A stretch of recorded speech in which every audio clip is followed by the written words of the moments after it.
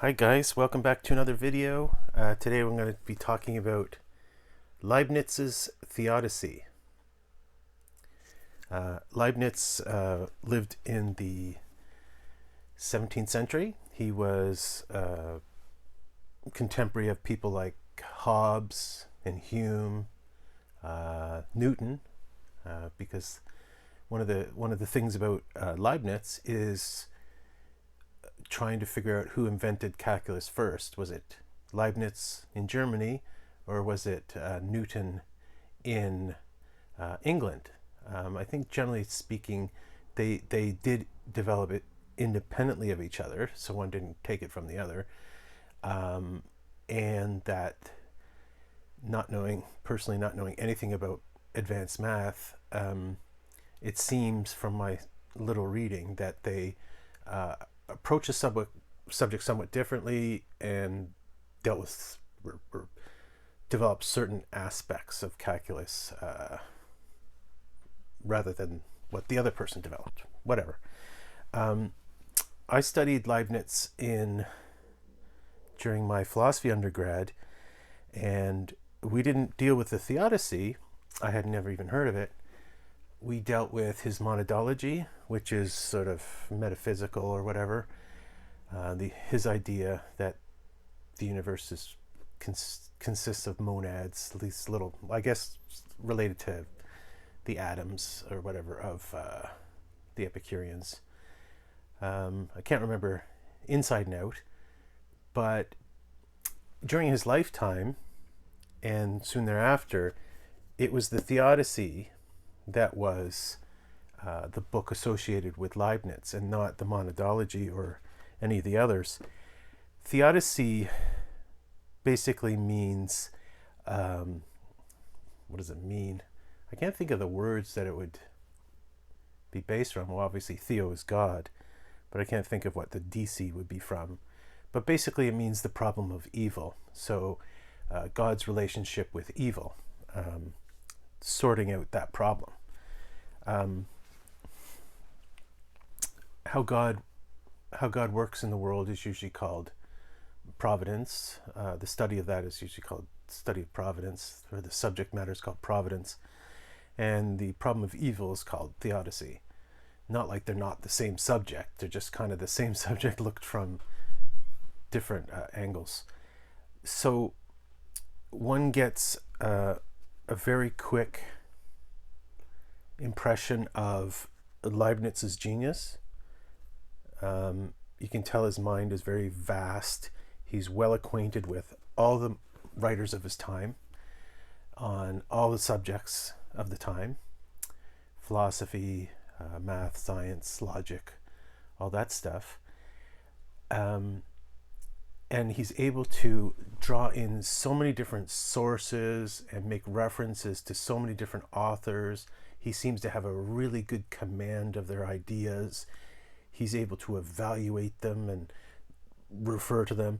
And those aren't just modern authors. He draws in on a lot of authors from antiquity: Cicero, Augustine, Plato, Aristotle. And of course, in the 17th century has lived under the shadow of Descartes, of course. They call him the first great modern philosopher. And I guess they'd call him rationalist. So I was taught in university that there's three major rationalists: Descartes, Leibniz, and Spinoza. And they contrast with the empiricists. And the empiricists are who? Locke, Hume, who else? Yeah, I don't know. It's good enough. But anyway, one thing that Leibniz had going for him in terms of his knowledge of the philosophical tradition that, for instance, Descartes didn't seem to, and many of his contemporaries didn't seem to, was Leibniz had a really firm grasp on scholasticism. So scholasticism refers to the high medieval form of Catholic theology that is associated with people like Thomas Aquinas, St. Bonaventure, Duns Scotus, Occam, very rationalist, Aristotelian-inspired theology, very complicated, often considered, scholasticism is often used as a byword, an insult to people who are slavishly attached to Aristotle. And part of the Protestant Reformation was trying to take a step away from scholasticism, taking a step away from Aristotelianism, so away from Aristotle, because, well, we're supposed to follow the Bible, not Aristotle.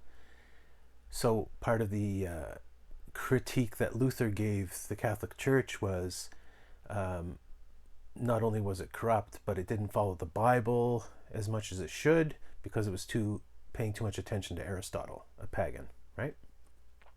Of course, a lot of early Protestants didn't share Luther's opinion of that matter, and Leibniz, not quite as early as those guys, represents part of the real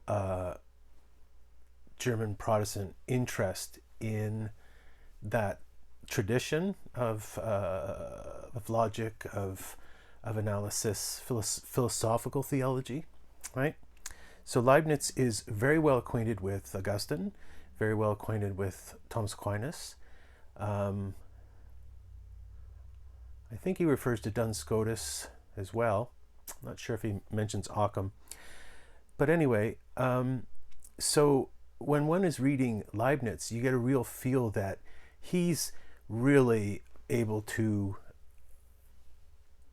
his reflections, his philosophical reflections, are coming out of an awareness of the entire philosophical tradition.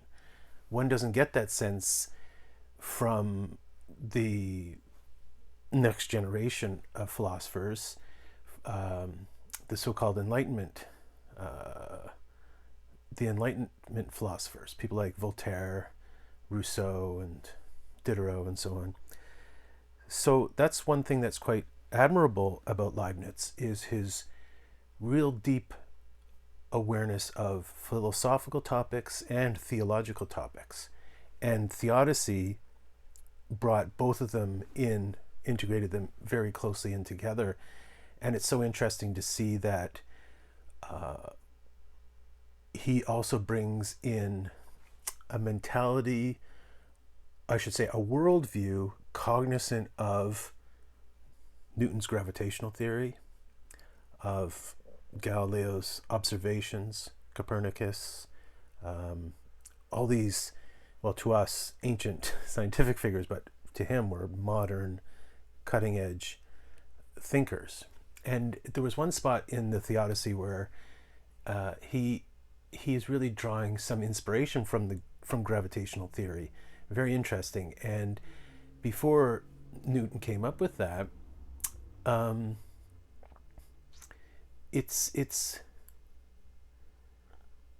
guess what I'm trying to say is that gravity is such an interesting thing, because just like perception of light, for instance, sight perplexed philosophers, especially ancient philosophers, and it was really keenly interesting to Descartes, for instance,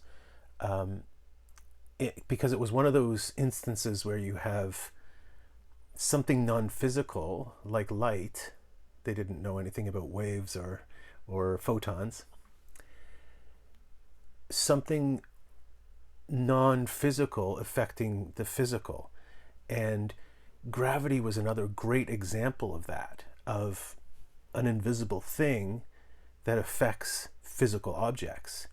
So one of the big topics in Theodicy, sort of one of the preliminary or auxiliary issues in the book, is how does the soul interact with matter? And this was one of the big questions that came up in Descartes' writings. And Descartes is known for his dualism, where he in a very sort of Christian-y kind of way, understood the soul to be completely immaterial and the body to be material. So he couldn't understand how, and philosophers couldn't understand how the two could relate. And I said light was a great example of that, and gravity is a great example of that. And it's an important subject for Leibniz as well. Leibniz doesn't agree with Descartes completely on the correlation between matter and spirit, but they're operating both from the same universe. So that's a huge topic, is how does the soul interact with the world, right? So if we're talking about, if this book is about how God interacts with evil, then we also have to know how the soul or the person interacts with the world, right? How people interact with each other, how God interacts with us, and so on. So in the book it's kind of difficult. It's probably most people will find it difficult because how to say this? Okay, put it this way. The main difficulty I had with it was not having a crystal clear idea of Leibniz's metaphysics. There's a really good introduction in this volume here, written by whoever the editor was. I recognize that name, Austin Farrer. This is an old reprint, right? This is an old reprint. I don't know if you can find a copy of the Theodicy from a major publisher or whatever. This is just one of those reprint type situations. So the author, this edition is quite old, but anyway, so the introduction by Austin Farrer is really good at explaining some of that, and he brings up one of Leibniz's main ideas, and I'm just going to reflect on that for a minute here. The idea of pre-established harmony. Pre-established harmony. I had to do some research, and I read a whole article by one Gaston Robert, or maybe Gaston Robert, and he provides a pretty, is from the philosophy journal Synthesis Philosophica. This is from second volume of 2022, 74th issue, or 74th volume, and it's called Leibniz's Pre-Established Harmony Revisited. So Leibniz doesn't tell you what pre-established harmony is in the Theodicy, but he refers to it. But good thing the editor of this book, right in his introduction, explains in some way his doctrine of pre-established harmony. So basically, it's the doctrine whereby Leibniz is dealing with this interaction between God, who is spirit, our soul that is spirit, and the world that's material.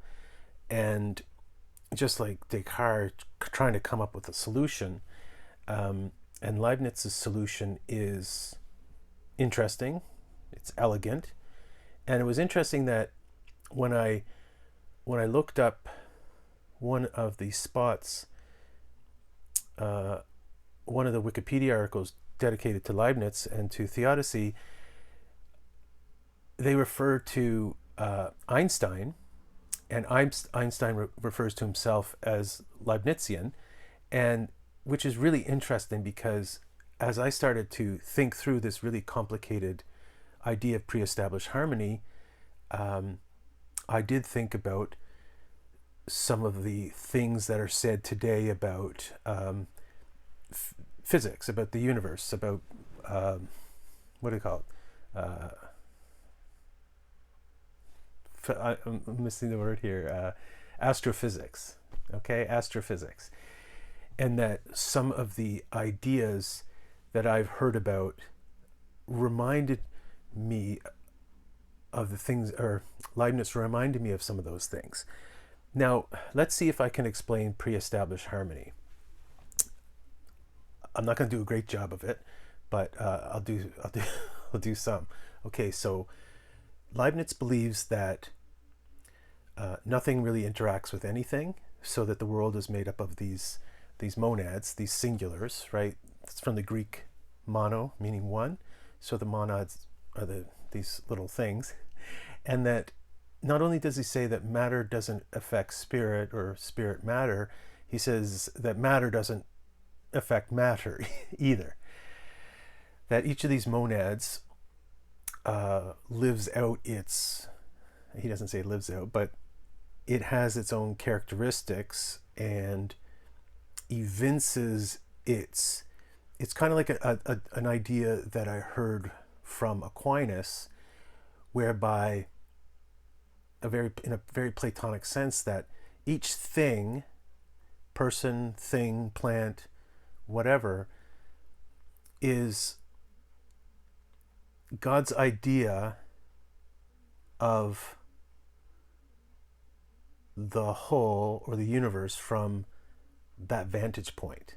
So his idea of a tree is as if the universe were a tree.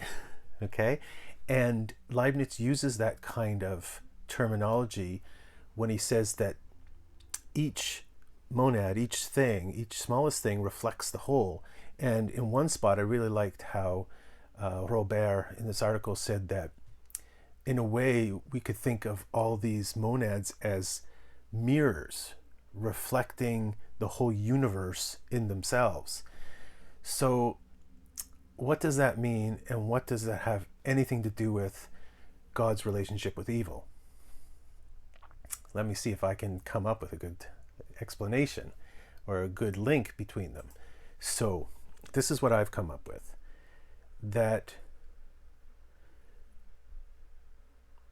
okay, as we know from Voltaire making fun of Leibniz in his book Candide, in his little short novel Candide, Leibniz came up with the idea that, or insisted upon the idea, that this world, and by world we mean universe, is the best of all possible worlds. Okay? Now, in our post Dostoevsky world, we have a difficulty accepting that today. Read Brothers Karamazov, and that's one of the key things, is the argument from evil. I can accept God, but I can't accept the world that he made, right? Which is a very profound thought. Leibniz says that this is the best of all possible worlds, but that it's impossible for a person to see the whole from his limited physicality. And this is part of the most interesting and I suppose plausible or meaty, provocative part of his teaching is to kind of think that how any one particular spot in the universe, in your life, that's evil, suffering, moral evil, lying, war, abuse, all these things, that these, I know it's awful to say, but that these are necessary given the total goodness of the universe. So that if they didn't exist, if these particular evils didn't exist, then we couldn't have the best of all possible worlds. Leibniz isn't saying that this is a perfect world. He's saying it's the best of possible worlds. Okay? So that if, for instance, say if I suffer from mental illness, but if there were a world where I didn't suffer from mental illness, then the whole would be diminished, would have to be diminished because of that. Now we can't see that, but we can understand. We can point to examples and say, for instance, that I've heard this from different places, and I think Tolstoy said at one time when he was referring to some ancient mythology that weakness, suffering, all those things are meant to bring out compassion, and that compassion makes the world a better place, and that compassion is a good thing. And we can understand that. I mean, blessed are the poor in spirit, blessed are those who suffer. Suffering can be a great occasion of moral purification, of community, of charity, all these things, right? So Leibniz is definitely not saying that this is the perfect world, but he's saying it's the best world possible. Okay, that's a hard doctrine to defend today, and we don't like that doctrine today. But if Leibniz were here today, I think he would still maintain that it is so. Now, okay, let's go back to this pre-established harmony thing. So, and try and understand how all this comes together. Okay, so it might all sound absurd how the world is made up of physical things that don't affect each other, but I was thinking about, okay, so one of the things that Leibniz keeps saying is not only did God create the universe, but he sustains the universe, okay? And so we have a picture here, if you think about it, where God is permanently active in the world, in the universe. So it's not that he created it and now it exists on its own. That was never Christian doctrine either. The doctrine is that all being comes from God and is always dependent upon God. So if God is constantly governing the universe, and he's taking a very direct role in it, then let's think about how that opens up the possibility for spirit and matter to interact. So if God's constantly interacting, and God's spirit, if God is constantly interacting with the physical world by upholding it in existence, then the idea that spirit and matter and matter and matter can exist independently and proceed together according to God's will, according to the story that God has written about cause and effect and so on. So Leibniz is saying that, well, if there's no interaction between substances, then how can there be cause and effect? There isn't cause and effect, he says. Things develop, these monads develop independently of each other, and they're developing in the way that God wanted them to develop, okay? So just as God upholds things in being, he governs their conduct, in so many words. A lot of these words are mine, not Leibniz's. The Theodicy was written in French originally, and one of my problems with this is there's a lot of untranslated Latin quotes from this. That is basically the only English version of the Theodicy text available today, and in that version, the Latin passages weren't translated, and there's some Greek in there too. So picture with Leibniz, the idea, we would call it very immanent. It'd be immanentist. So God is very in the world, right? It's not pantheism, but panentheism. So God in the world, God very close, very immanent in the world, very incarnational, so to speak. So we don't need to account for the relationship between spirit and matter because they don't have one, because God is governing each of the monads in the way that he wants them to behave. Okay, so if that's the case, what explains evil and what explains his relationship to evil?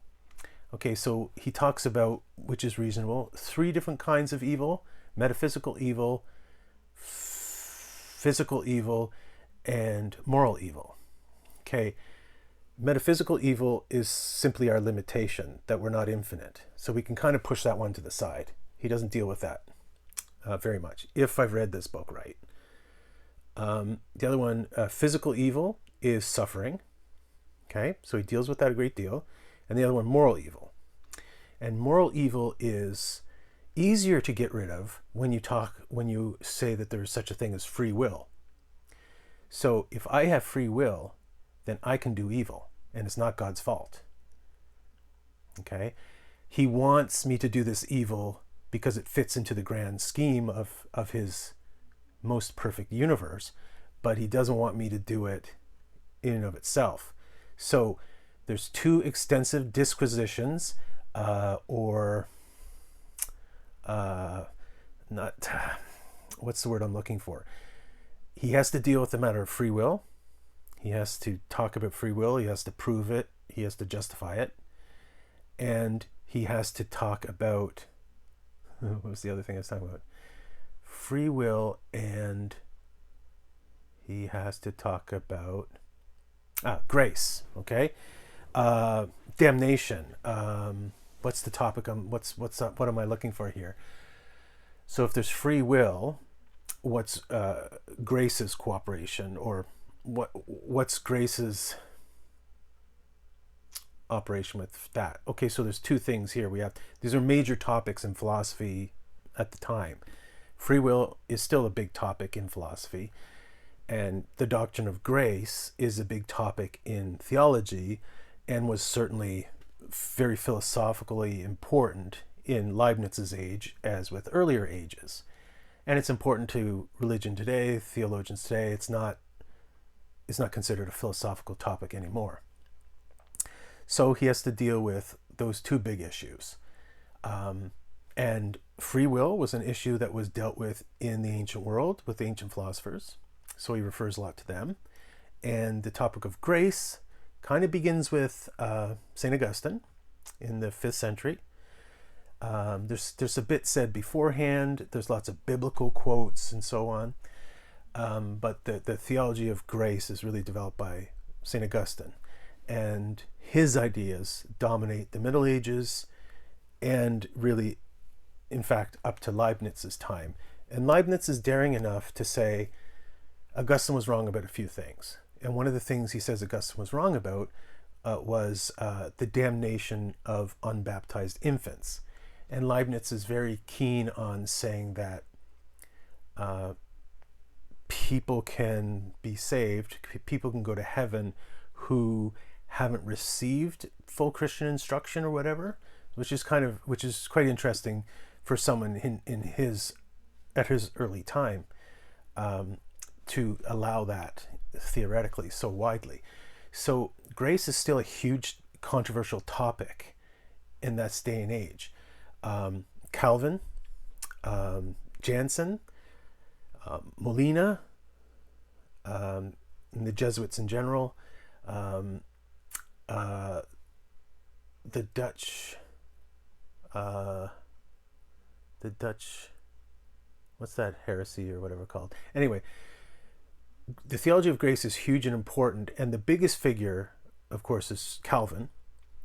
But there's other important figures as well, and Leibniz refers to them all. He knows them all very well, and again, it was the most controversial issue in theology in the 18th century. So, 17th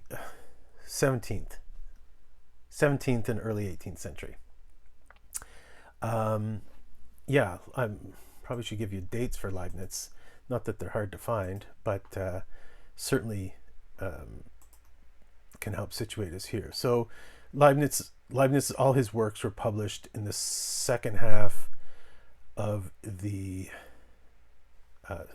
1650s on, and up to the first eighth of the 18th century. So he died in 1716. So he was born in 1646 and died in 1716. So again, he was contemporary with all these massive philosophical figures, and he knew them, and he wrote to them, and he met a lot of them. And remember, we're just coming out of the very bloody, prolonged 30 Years' War, fought between Catholics and Protestants, and the theology of grace was a big controversial thing in all the Protestant sects, and in all the Catholics were fighting themselves about it. Protestants were fighting themselves about it. So he has to deal with grace, the doctrine of grace, and he has to deal with the doctrine of free will. But here's another thing. The preamble, or the start of the Theodicy, deals with the issue of faith and reason.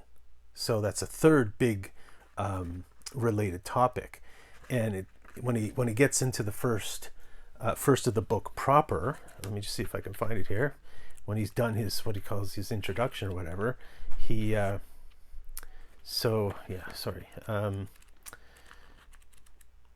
in this book, and I think in all of the modern version, all the paragraphs are numbered. Okay, it goes from 1 to, what's the last paragraph?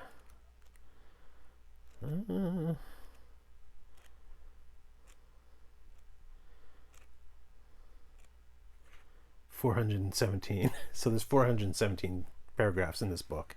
It's long and it's meaty. So first he says the preliminary dissertation on the conformity of faith with reason. And that's a very basic topic in philosophical theology. And then the rest of the book is divided up. As I said, he deals with these other subjects as they arise. But the major divisions, chapters or parts or whatever, are devoted to the evils, and not metaphysical evil per se, but to the other two, moral evil and physical evil.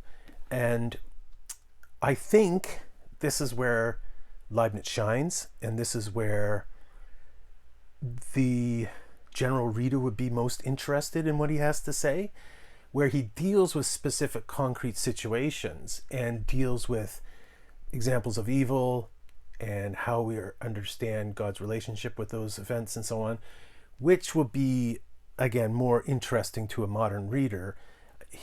Most modern readers won't know the people he's referring to, or many of the people he's referring to, but this is still valuable, and it will have a very when he's talking about all these examples, it will seem very modern and very very much at home with what you're used to reading. It's a difficult book, though. It's very difficult, and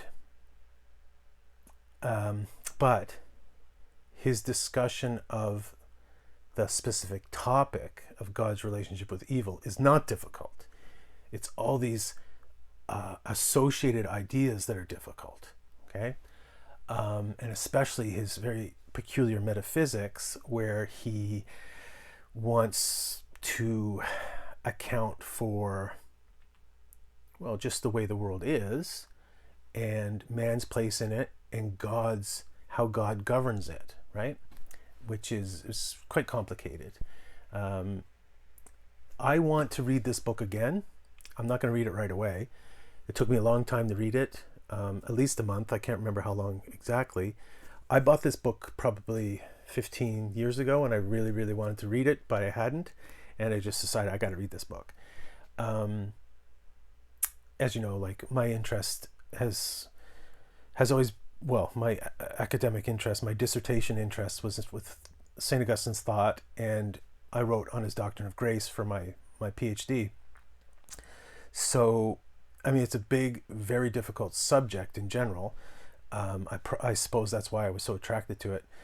And I wrote on how the book of Job fit into Augustine's ideas of grace. And of course, ideas like Job's circumstance fits into this book very, very much. So would I recommend you reading it? I was thinking, as I was doing it, I was thinking, well, there's no reason why someone can't just crack it open and read a few pages. You might pick up a few few pages that are really difficult. We'll just skip those and go to something else. I said, I want to read this book again, and I really want to nail down its structure, because it doesn't have a very informative table of contents. It doesn't break up its parts very obviously. And it's just because it's such a simple edition that it doesn't break up things very well. I would say that an editor should come along and subdivide these major parts into, I don't know, smaller chapters, I guess. And I thought, I wonder if there's something more informative, like someone wrote a better table of contents for this book, and I haven't found one. And it was really interesting that when I went to the Theodicy page on Wikipedia, it was very underwhelming. I think I could write a better entry right now than is there right now. So maybe if I read this book again, if I do all the things I said and get a sort of better mastery of this, then I might try and expand the Wikipedia entry on the Theodicy a bit more. The future. Where do I go from here? Where do you go from here? What do we do with this? What do we do with Leibniz?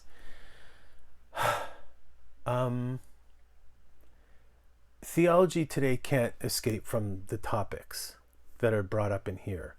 Philosophy can't either, although it wants to.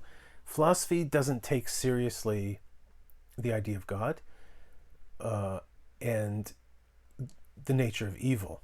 It doesn't take evil seriously, because in this Marxist world, evil is simply force used against the weaker by the more powerful, right? So evil, it doesn't have an objective existence, it only has a relative existence, and it's materialistic. That's not morality. We need to take morality more seriously. And I found his arguments for God's relationship with the world compelling, not convincing, because of who I am right now, being sort of atheistic, or at least agnostic. I found them interesting, compelling, a pleasure to read and think about, and something that is going to be of value to me in the future. And you know what? As I was reading this, and I had to read other things on the topic as they came up, like the whole thing about the pre-established harmony, I found it really interesting. All those references to Hume and so on, and to Descartes and so on, really got me really keen on wanting to get into those ideas again, getting into those philosophers again. So I really feel like I'm going to be reading a lot more philosophy in 2024, like that. Maybe 2024 will be my year of philosophy. I thought it was going to be my year of poetry, but I think it's going to be my year of philosophy. At least that's how it sits now. Where do I go from here with this topic? I don't think I'll reread this right away. I think I'm really attracted. Okay, you know who else? You know who else he talks a lot about is Hobbes, the infamous Hobbes. Hobbes was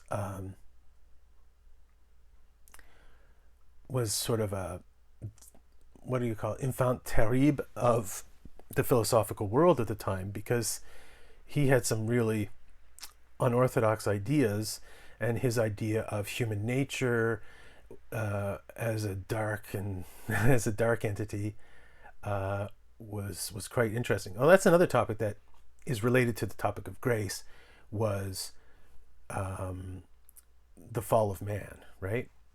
That's a topic that was quite important in the book, and was dealt with, here and there. So I want to read up on Hobbes and just sort of see what his ideas were like and so on. As I said, I have a degree in philosophy. I took a course on called the I took a course on the Immerses, and I took a course on the rationalists. And in the course on rationalists, we didn't read Descartes because we had, I mean, you read him as the starting point of every philosophical program, right? Intro to philosophy or whatever. The course was entitled The Rationalists, Leibniz and Spinoza. I want to have a really just reinvigorated interest because, frankly, I don't remember a great deal about those guys. It's been 25 years since I took that course, probably, or longer, and I haven't been reading up on it a lot. So you know that I've read up a bit of Locke, a bit of Hobbes, Hume, not Hobbes. And so I think I'd like to get back into reading Descartes, Hobbes, maybe some more Leibniz, some Spinoza, and so on, and definitely Hume as well. So there you go. I thought it was super interesting. In the end, what's his conclusion? Yes, this is the best of all possible worlds, and you have to take that on a theological basis, that God is perfect and blah blah blah. So God's always going to do the best thing. But the best thing, when we have so many entities that exist and the universe is so vast, it's going to involve conflict and suffering, right? That's part of the best possible world. And as I said earlier in another video where I was attacking scientists, isn't that basic to biology? Biology is competition. So if you're saying that the universe shouldn't have competition in it, well, then it shouldn't be organic, right? So there you go. If you want organisms, if you want animals and plants, you have competition. Therefore, you have predation, and therefore you have suffering, right? Would the universe be better if there was no life in it, or no animal life? I don't think that's a very compelling argument. But anyway, so one of the things you just have to, I think, in a nutshell, his idea is that, and he has a really expansive idea of the universe. He doesn't think that he thinks the universe is vast, and he even entertains the idea that there's life everywhere, right? There's life in the ether. There's life in the. He does say life in the ether, and he says in the stars, right? Planets and stars. So, I remember I mentioned how his thought was sort of making me think about contemporary astrophysics. In this whole idea where every single thing is kind of a thing in itself that doesn't interact with other things, but is created by and upheld in existence and move forward by God. So God is governing everything. That the way he talks about these individual entities and substances is kind of like when they talk about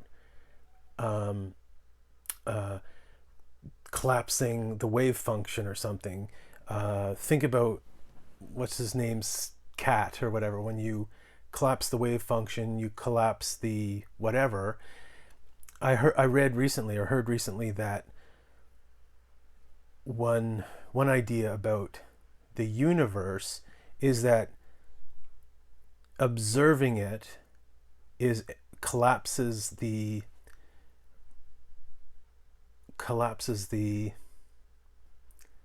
I really don't know what word to use, but I keep saying something like wave function or whatever, but to collapse the quantum field into a perspective, and it's almost like the universe only looks that way because it's observed.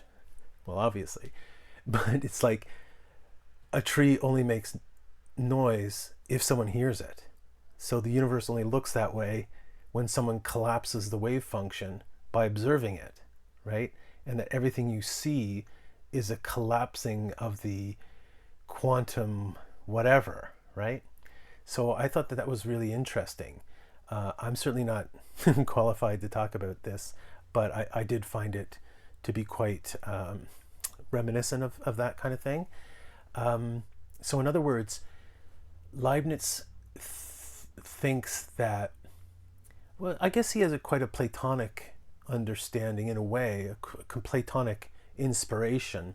And there was another philosopher of the time, Berkeley, in England, a bishop in England, who said that, in fact, the world is simply, what did he say? It has no reality. It's just God showing us stuff or whatever. It's kind of like the Matrix. I'm not explaining that well either. I'll see if I can improve on that in the future. But you have to understand Leibniz sees God as very present in every particular specific thing, and that the whole and the one are in a way the same thing, that God's relationship to the one is completely embodies or parallels his relationship with the whole. Anyway, whether you learned anything today or not, I hope it was interesting. I'm glad that I read the book, really glad. And I hope you found it interesting, and I hope that the million of mistakes I made in this video will be a way for you to say, let's research this and see what Colin got wrong, so we can show him up in the comments. I welcome that, and I think that's awesome. So thanks, guys. Thanks for helping me get this huge topic off of my desk, so I can put it back on the shelf and concentrate on something else. Thanks, guys. Have a great day. I love you lots. See you later.